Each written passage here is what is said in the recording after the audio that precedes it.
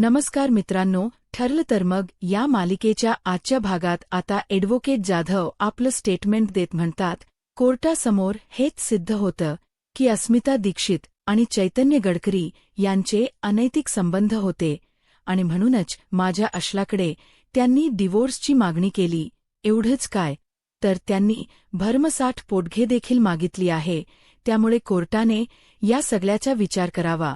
तर आता ॲडव्होकेट जाधव यांचं स्टेटमेंट पूर्ण झालेलं असं तर जज साहेब आपला निकाल देत म्हणतात, कुठल्याही निष्कर्षापर्यंत पोहोचण्या अगोदर कोर्टाला वेळ हवा आहे आणि त्यामुळेच पुढची तारीख दिली जाईल असं म्हणत कोर्टाचं कामकाज संपवत जज साहेब तिथून निघून जातात. आता क्षणाचही विलंब न करता अस्मिता रागानेच आता विटनेस बॉक्सच्या बाहेर येते आणि सचिनच्या समोर येत सचिनला ज्या विचारत म्हणते, कोर्टात धडधडीत खोट बोलायला तुला लाज नाही का वाटत? इतकं सगळं खोट? तर आता सचिन म्हणतो, काय मी खोट बोललोय?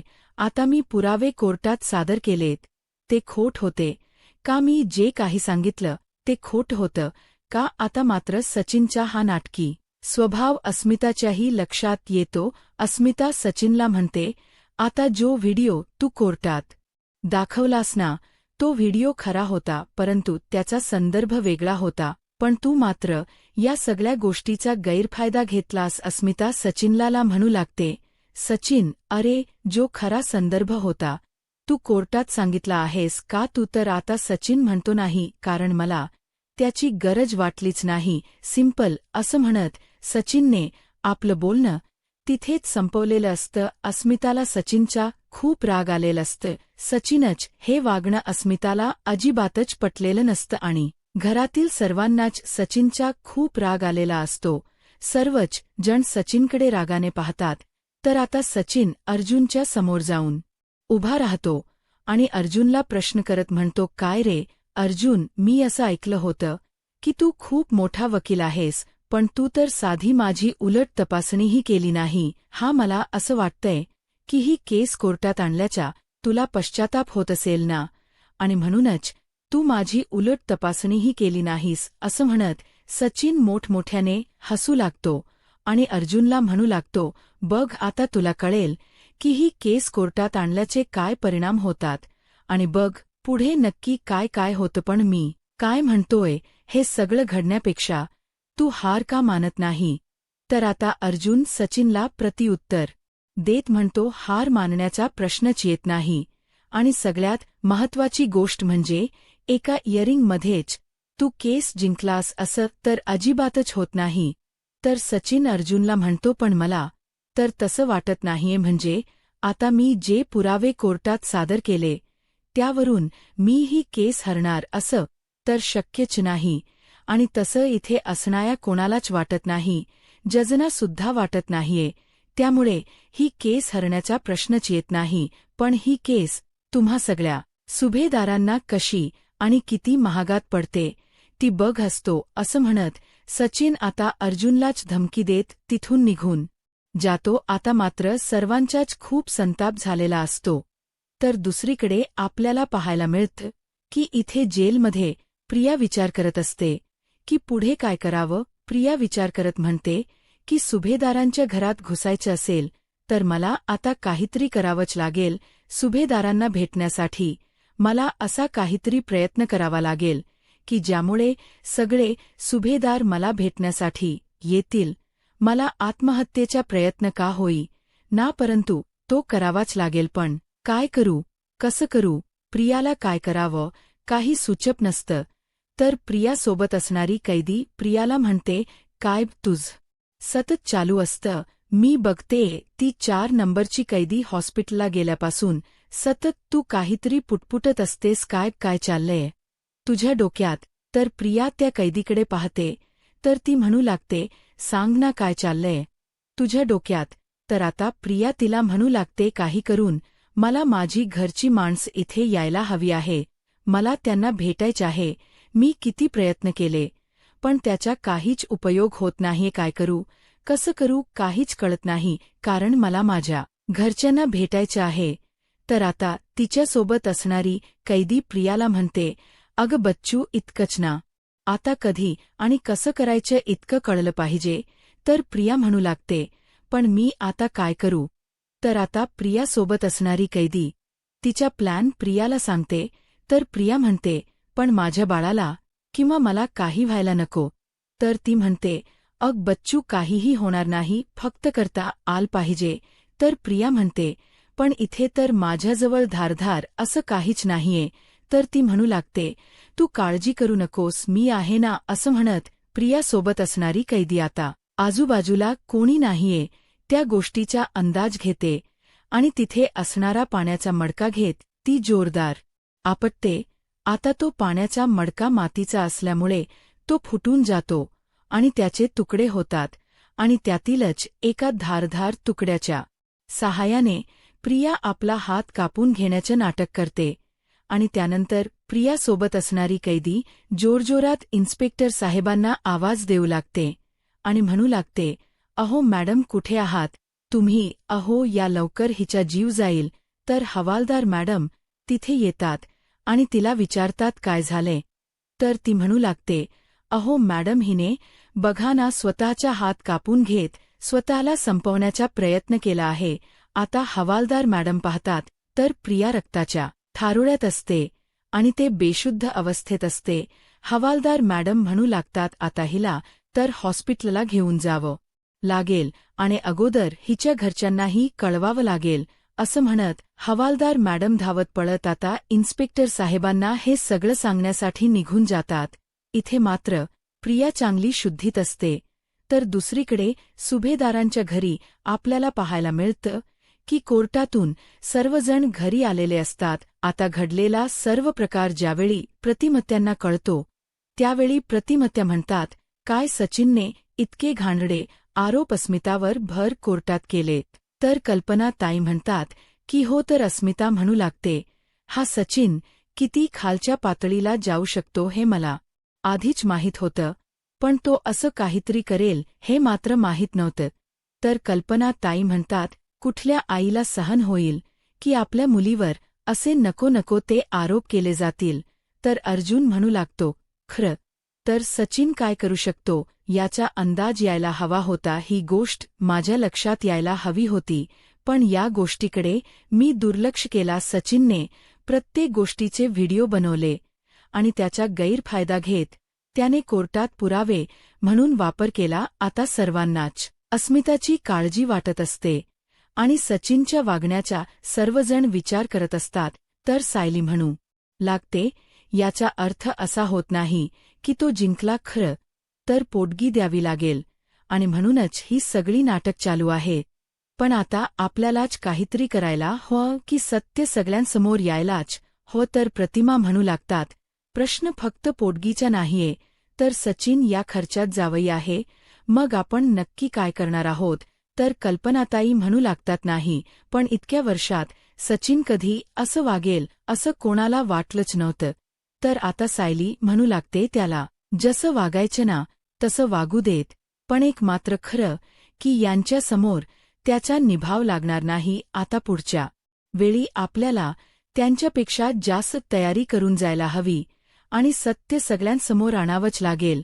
तर आता अर्जुन म्हणू लागतो, त्यासाठी त्याच्याबद्दलची अजून माहिती गोळा करावी लागेल.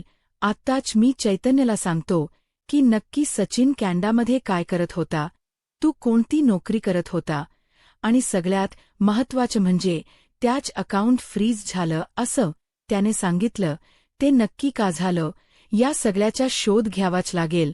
आता सर्वजण या सगळ्या गोष्टीवर चर्चा करत असतात आणि त्याचवेळी कल्पना ताईंना फोन आलेला असतो. कल्पनाताई फोन पाहतात तर अननोन नंबर असतो. अर्जुन विचारतो, मम्मा कोणाचा फोन आहे.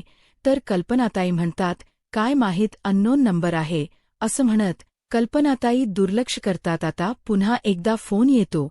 त्यावेळी अर्जुन म्हणतो, मम्मा सेम नंबर आहे का. तर कल्पनाताई म्हणतात की हो. तर अर्जुन म्हणतो, बघ ना नक्की कोणाचा आहे.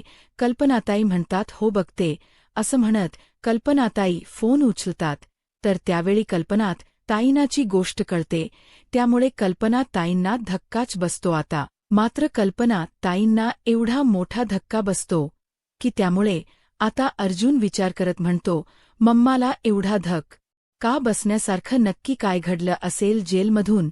प्रियाचा तर फोन आला नसेल ना? तिने तर काही गोंधळ घातला नसेल ना? तर इकडे सर्वच जण कल्पनात ताईंना सावरत असतात, त्यांना विचारत असतात की नक्की काय घडलंय, परंतु कल्पनाताई काहीच सांगत नसतात. तर आता अश्विन कल्पना ताईंना शांत करतो, त्यांना बसवतो आणि म्हणतो, मम्मा अगं नक्की काय झालंय सांग ना. अगं तू एवढी पॅनिक का झालीयस एवढा? तुला कसला धक्का बसलाय? कोणाचा फोन होता? तर कल्पनाताई म्हणतात, माझी मैत्रीण तेजस्वी, तिचा तरुण मुलगा, त्याचा अपघात झाला आणि त्यामध्येच तो गेला असं म्हणत कल्पनाताई रडू लागतात. आणि ही बातमी ऐकल्यानंतर सर्वांनाच धक्का बसतो. तर प्रतिमा आत्या म्हणू लागतात, देव कधी कोणाच्या बाबतीत काय करेल ना, काहीच सांगू शकत नाही, कशाचाच अंदाज लागू शकत नाही. कल्पनाताई खूप रडत असतात. अश्विन त्यांना सावरतो आणि म्हणू लागतो, मम्मा आपण आताच निघूया, चल मी तुझ्यासोबत येतो. तर आता कल्पनाई म्हणू लागतात, नाही नको, यांना फोन कर, डॅड येतील माझ्यासोबत. तर आता अश्विन म्हणतो, हो पण मी सुद्धा येतो असं म्हणत आता अश्विन कल्पना ताईंना तिथून घेऊन जातो.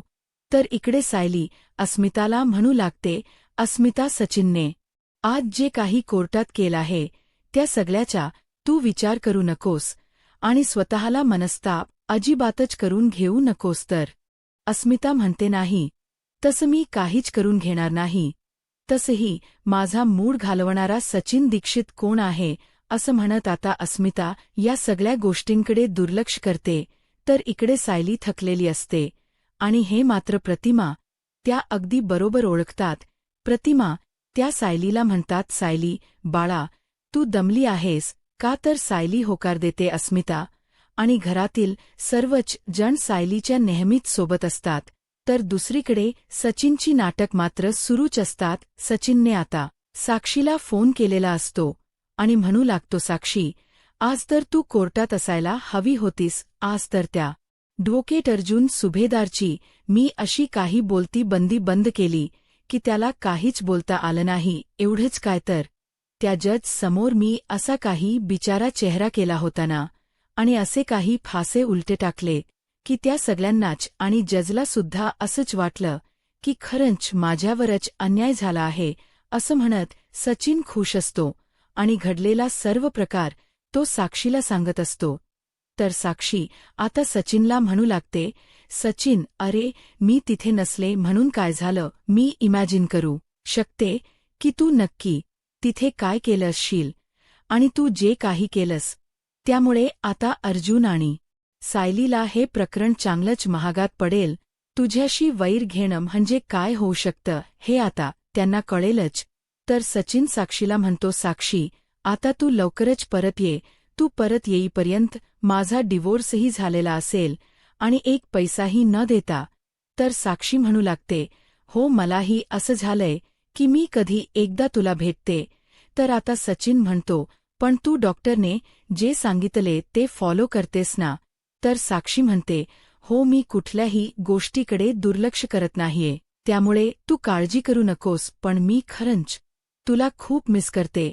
तर सचिन म्हणतो, मी सुद्धा तुला मिस करतोय असं म्हणत आता सचिन साक्षीला म्हणतो, मिस यू बेबी ब्युटीफुल असं म्हणत, चल बाय मी फोन ठेवतो असं म्हणत आता सचिन फोन ठेवतो. आणि आता दुसऱ्या क्षणाला सचिनने दुसरा फोन करायला घेतलेला असतो. सचिन आता देशमाने यांना फोन करतो आणि म्हणू लागतो, ॲडव्होकेट देशमाने आता आपल्याला पुढच्या गोष्टींचा विचार करायला हवा आणि पुढची तारीख लवकरच घ्यायला हवी. काही नाही, मला त्या अर्जुनला श्वास घ्यायला ही फुरसत द्यायची नाहीये, त्यामुळे आता एक एक फासे फेकावीच लागतील. त्यामुळे आता मी तुम्हाला भेटण्यासाठी तुमच्या ऑफिसला येतच आहे. हो आता येत आहे, बाय असं म्हणत आता सचिनने अर्जुनला अडकवण्याचा पुरेपूर प्रयत्न करत असतो आणि अर्जुनला या सगळ्यामध्ये गुंतवत त्याला हरवण्याचे त्याचे प्रयत्न सुरू असतात. तर दुसरीकडे पाहायला मिळतं, प्रतिमा आत्या स्वतः आता सायरीला भरवत असतात. सायरी म्हणू लागते, नाही प्रतिमा आत्या मला नकोय, मला खरंच भूक लागली नाहीये, तर प्रतिमा आत्या म्हणतात नाही, तू थकलीयस आणि आता तुला खावंच लागेल. अगं तुला बाळ आरामाची आणि योग्य वेळेवर खाण्याची गरज आहे असं म्हणत आता प्रतिमा हत्या स्वतः सायलीला भरवत असतात. सायली म्हणू लागते, रतिमा हत्या अहो, मी नंतर जेवेन ना, नंतर खाईन ना, आईसोबत खाईन. आता आईसुद्धा घरी आली नाहीयेत, हे सुद्धा खरी घरी आले नाहीयेत आणि फोन करते तर फोनही उचलत नाहीयेत आणि हे घरी नाहीयेत, त्यांनी काही खाल्लं नाहीये आणि घरात सर्वजण अस्वस्थ आहे. मग असं असताना माझा खास तरी कसा जाईल. प्रतिमा म्हणतात, सायली अगं तू सगळ्यांचा विचार करतेस पण आता तुला स्वतःचा विचार करण्याची, स्वतःची काळजी घेण्याची गरज आहे बाळा, त्यामुळे तुला खावंच लागेल, थोडं तरी खावं लागेल. परंतु सायलीची बडबड मात्र चालूच असते आणि घरातील सगळ्यांची काळजी काही संपत नसते. खाता खाता ती बोलत असते आणि त्यामुळे जीभ सावली जाते. सायली म्हणू लागते, आई. तर प्रतिमा आत्या काळजीने म्हणतात, काय ब जीभ चावलीस ना, अग वेळा सांगितले तुला खाताना बोलत जाऊ नकोस तन्वी. तर आता सायली प्रतिमा आत्यांकडे पाहते तर प्रतिमा आत्या म्हणतात, नकळतच बोलता बोलता तन्वीच नाव आलं म्हणजे बघ ना, ती सुद्धा लहान असताना असंच करायची, खाताना खूप बडबड करायची आणि मग जीभ चावायची. तिला सुद्धा मी नेहमी हेच सांगायची, पण ती 5 वर्षाची होती. तुझं काय तू तर एवढी मोठी झालीयस पण नाही, तू पण अगदी तिच्यासारखीच. बरं ठीक आहे, आता खाऊन घे आणि त्यानंतर मी तुला तूप देते, तूप जिवेला लाव म्हणजे बरं वाटेल. असं म्हणत प्रतिमा आत्या सायरीची काळजी घेतात, तिला मायेचे घास भरवत असतात आणि प्रतिमा आत्या मनाशी विचार करत म्हणतात, सायरीला सध्या आरामाची गरज आहे, परंतु इथे राहिली तर घरातील प्रत्येकाचा विचार करत बसेल, प्रत्येकाची काळजी घेत बसेल आणि या सगळ्यामध्ये ती मात्र स्वतःकडे दुर्लक्ष करेल. आणि आता सध्या जे वातावरण चालू आहे या सगळ्यातून मला सायलीला बाहेर काढावंच लागेल, पण त्यासाठी आता मलाच काहीतरी करावं लागेल. प्रतिमा त्यांना सायलीची काळजी वाटत असते तर दुसरीकडे पाहायला मिळतं, प्रियाला हॉस्पिटलला घेऊन येतात आणि प्रियावर उपचार केले जातात. तर डॉक्टर मॅडम विचारतात की यांच्या घरच्यांना कळवलं आहे का, तर इन्स्पेक्टर मॅडम म्हणतात की हो, त्यांच्या घरच्यांना इन्फॉर्म केलाच आहे. तर प्रिया वाट पाहत असते की घरून नक्की कोण येत आहे, परंतु त्याचवेळी त्या ठिकाणी अश्विन येतो आणि म्हणतो, मी आलोय. आता अश्विन आणि अर्जुनला पाहून प्रिया विचार करत म्हणते, म्हणजे या मूर्ख बाईने अश्विनला फोन केला वाटतं, आता कल्पनात ताई येतील अशी प्रियाची अपेक्षा असते, परंतु प्रियाचा हा प्लन सुद्धा फसलेला असतो. तर प्रिया इन्स्पेक्टर मॅडमना म्हणते, तुम्ही यांना फोन केला होता का, तर इन्स्पेक्टर मॅडम म्हणतात, हो, मी तुमच्या घरीच फोन केला होता, यांनीच फोन उचल होता, हा तर तुमचा नवरा आहे ना, आणि यांना तर सगळं कळायलाच हो. तर अश्विन प्रियावर चिडत म्हणतो, काय नाटकला लावली सीन. तर प्रिया म्हणते, नाही अश्विन, अरे ही नाटक नाहीयेत, तू मला स्वीकारत नाही म्हटल्यावर जगून तरी काय करू. अश्विन म्हणतो, हो का, स्वतःला संपवण्यामधले तू नाहीयेस आणि तुझी नाटक न कळणे इतकी मी सुद्धा मूर्ख नाहीये. तुझी जी ही नाटक आहेत ना, ती मला चांगलीच माहीत आहे. मी तुला स्वीकारावं यासाठी हे सगळं काही चाललंय ना, पण ही तुझी नाटक माझ यावर काही परिणाम होणार नाही. प्रिया म्हणते, नाही अश्विन, आणि मी खरंच नाटक करत नाहीये, मी खरंच स्वतःला संपवण्याचा प्रयत्न केला. अरे जगून तरी काय करू सांग ना, आपल्या बाळाला एक सुंदर चांगलं आयुष्य मिळणार नसेल तर मग जगून तरी काय फायदा. हे बघ अश्विन, मला इतकंच वाटते की आपल्या बाळाचा तरी आपण विचार करायला हवा, त्याच्या हक्काचं त्याला सगळं काही मिळायला व हक्काची माणस, हक्काच स्थान त्याला मिळायला हवं आणि हक्काच्या माणसांसोबत तो लहानाचा मोठा व्हायला पाहिजे. बस एवढंच मला वाटते आणि त्याच गोष्टीचा मी विचार करते. आणि या सगळ्यामध्ये अश्विन, माझी काय चूक आहे, माझं काय चुकते सांग ना. तर अश्विन म्हणतो, तू माझ्याकडून अपेक्षा ठेवतेस ना, हेच तर तुझं सगळ्यात मोठं चुकत्य. माझ्याकडून कुठलीच अपेक्षा ठेवू नकोस आणि एक गोष्ट कायम लक्षात ठेव ना, मी तुला एक्सेप्ट करणार आणि ना तुझ्या बाळाला. तर प्रिया म्हणू लागते, एकदा तरी आमचा विचार कर ना अश्विन. अरे निदान आईबाबांना तरी सांग ना, त्यांना नातवंडाची किती आस आहे हे तर तुला माहीत आहे ना.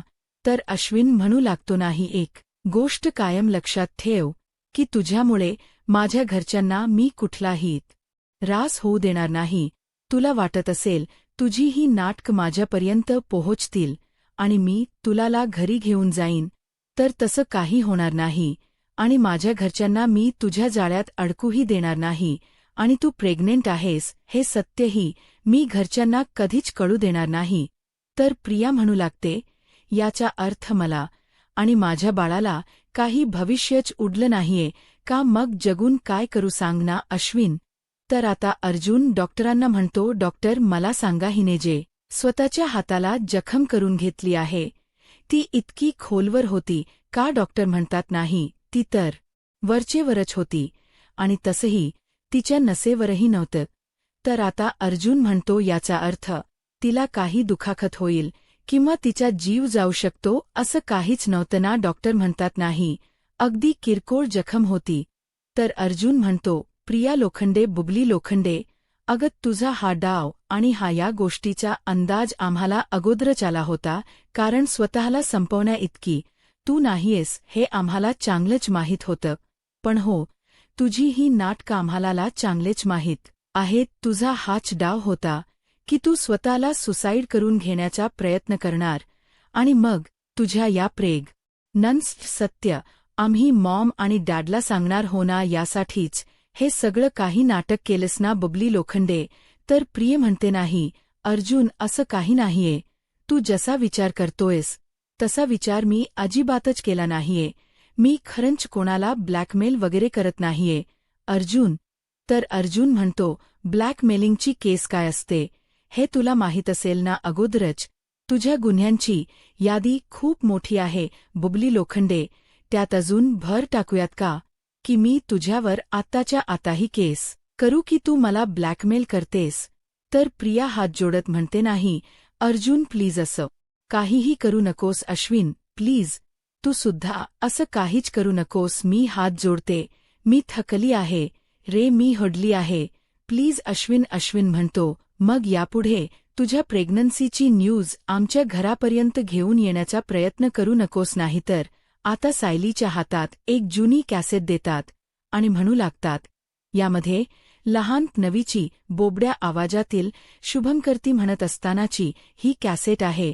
तर आता सायली ज्यावेळी ती कॅसेट लावते आणि त्यातील आवाज ऐकते त्यावेळी मात्र सायली अस्वस्थ होते. आता तरी सायलीला तिच्या भूतकाळाची जाणीव होईल का आणि सत्य वांसमोर येईल का? आता पुढे काय होईल हे पाहायला आत्ताच माझा महाराष्ट्र या यूट्यूब चॅनलला सबस्क्राईब करा. धन्यवाद.